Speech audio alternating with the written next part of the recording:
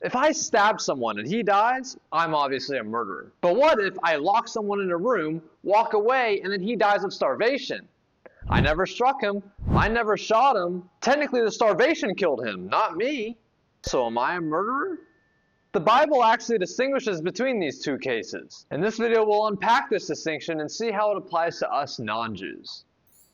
For Jews, the general prohibition of murder appears in the Ten Commandments. Do not murder. But the punishment for murder is stated in Leviticus 24 verse 17. If a man strikes a human life, he shall be put to death. And the phrase a human life in Hebrew is literally translated all the soul of a person. So someone who strikes out the entire soul of the person, he dies, that person must be put to death. But notice, our sages see that the Jews have a general prohibition not to murder, the Ten Commandments, and court execution applies when the Jew strikes, when the person applies a direct killing force. Numbers 35 gives us further examples of murderers who deserve death. Striking with iron, striking with stone, striking with wood, pushing somebody so that he dies, or throwing something so that he dies. In all these cases, the murderer is applying a direct killing force. And in all these cases, the murderer deserves death. But notice what is not included in these cases. What if somebody leaves somebody in a pit and lets them starve to death? Or what if somebody ties somebody with a rope and throws him in a den of lions, so he then just gets eaten by the lions? These aren't applying direct killing forces. And indeed, we see that God is distinguishing between two types of murder: direct murder and indirect murder. Direct murders are where the person applies the direct killing force, like striking a person or throwing a stone at a person. These direct murders are the ones that deserve death in Jewish law.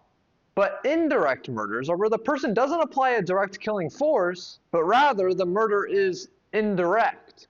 Indirect murders are where the person intentionally places somebody in a situation that will cause him to die.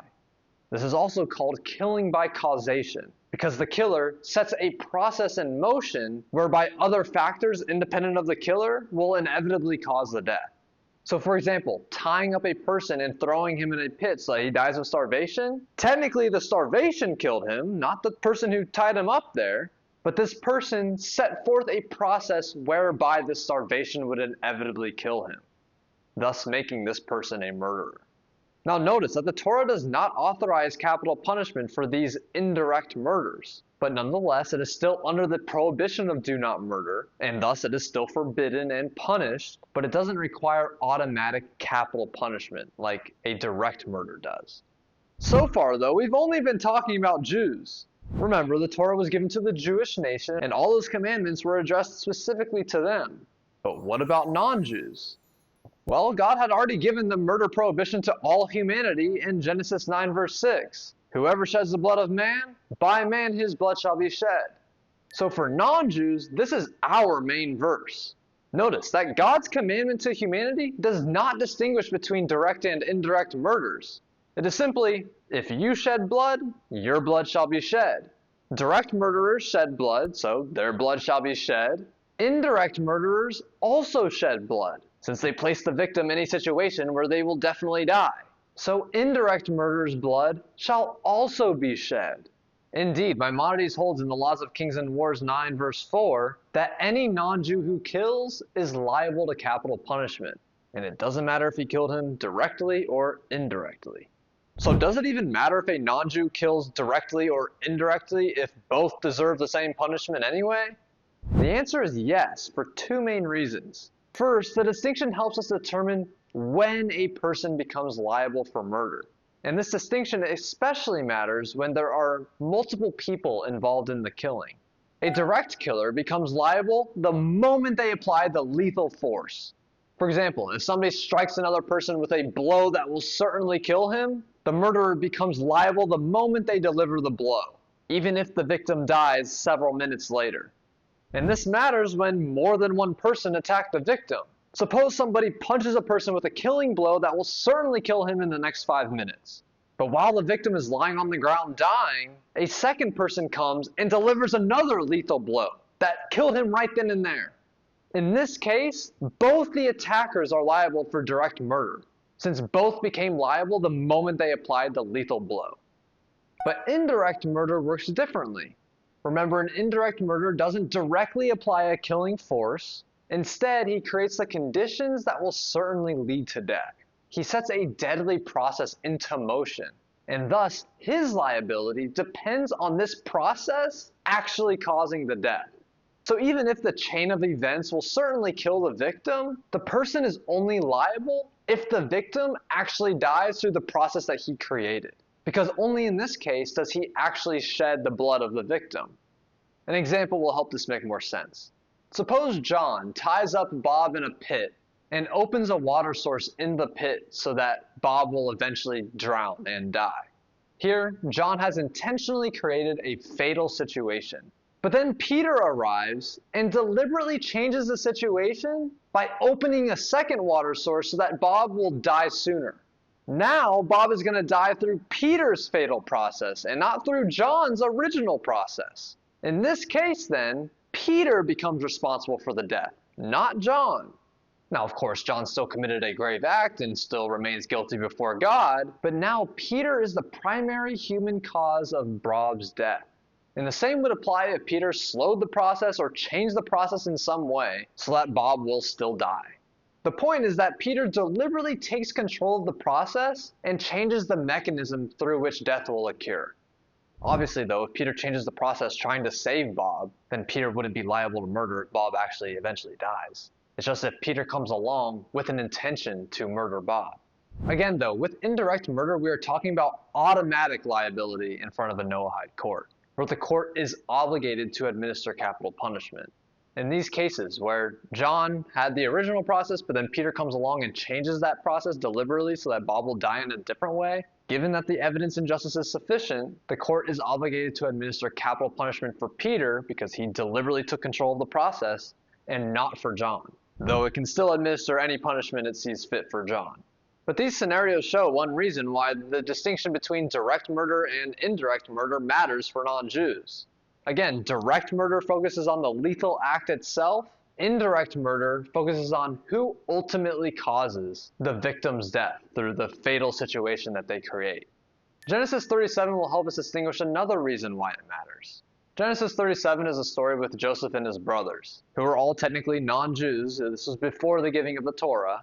As many of you know, Joseph's brothers wanted to kill Joseph.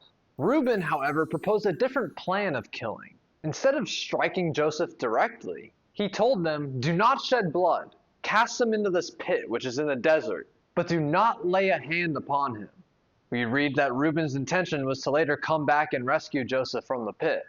But this raises an interesting question. Earlier, we argued that intentionally leaving somebody in a fatal situation so that they then die is indirect murder, which is a form of shedding blood. If so, then, why does Reuben say, "Do not shed blood. Throw Joseph into the pit instead"? Is Reuben saying that throwing Joseph in the pit would not be murder, would not be shedding blood? Well, we know it can't be, because a few verses later, Judah says, "What profit is there if we kill our brother and cover up his blood?" Notice that Judah refers to Joseph's death as both killing and bloodshed. So we see that leaving Joseph in the pit would have been indirect murder, killing and bloodshed. So then what did Reuben mean when he said, "Do not shed blood, do not lay a hand on him, put him in the pit instead"?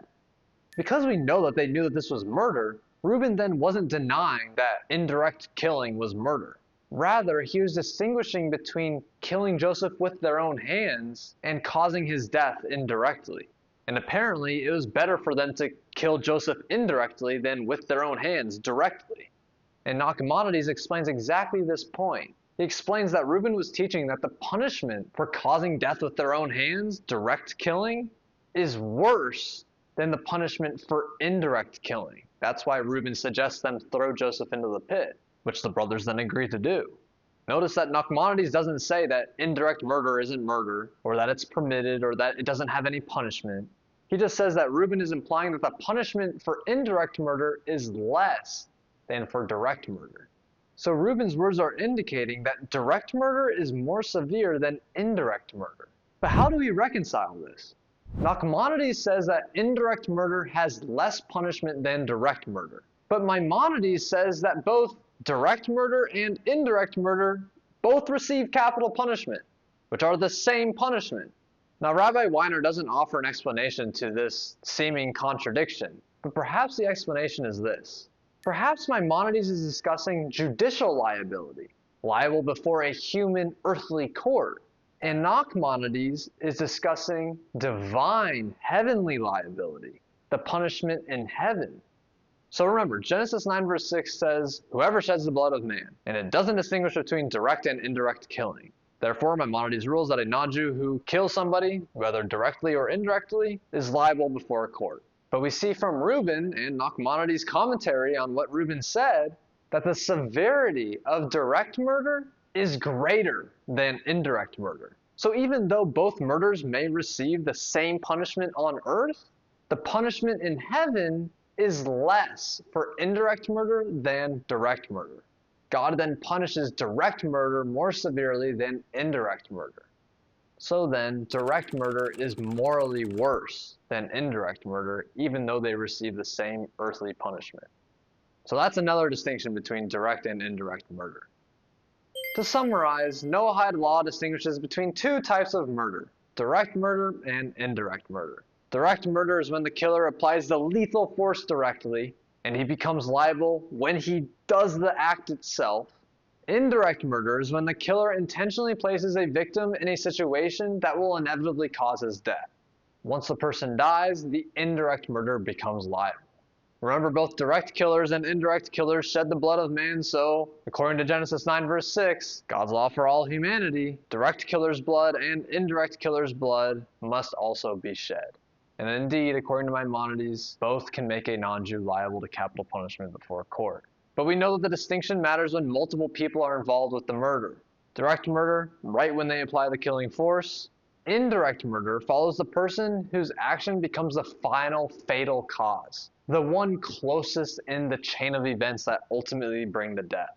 For example, if somebody pushes another person into a pit, but the victim could escape by a ladder, but then another person comes by and removes the ladder, and then this person ends up dying of starvation, the second person was the one who ultimately caused that person to die, and therefore he would be liable for indirect murder.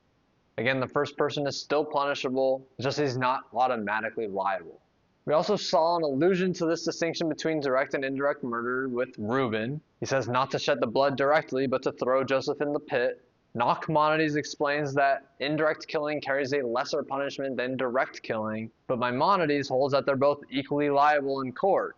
And so a possible reconciliation is that while indeed they both have equal punishment on earth, they don't have equal punishment in heaven. Direct murder is worse than indirect murder. This video is on the two broad types of murder in Noahide law. On this channel, we go into all of the Noahide legal system, all of the Noahide laws, and I encourage you to subscribe because this will be the legal system of the future. Thank you, as always, for watching.